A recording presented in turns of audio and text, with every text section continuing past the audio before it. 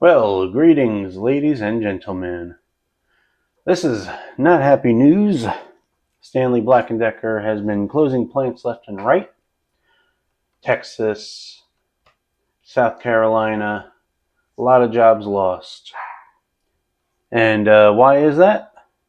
It's because they came out with made in the USA tools. People didn't want to buy them. They pretty much refused to buy them. Then they came out with the USA made hand tools.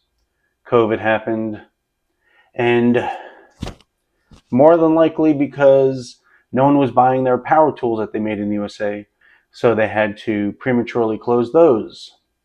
People are blaming them.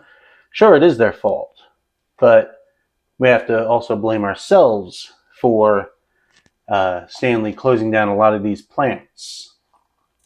Because if we would have said, hey, that's great, made in the USA, it's made with global materials, but that's fine.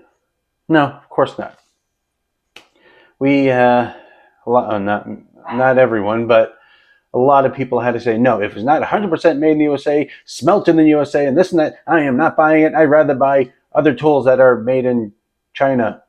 So you'd rather have made in China than made in the USA, apparently. So that's where we're at. You have nowhere to complain that Stanley is closing USA plants because no one bought the tools. That's it. No one bought the tools. If you have a complaint about it, look in the mirror. How about that? Thanks for watching, like, subscribe, and all that jazz.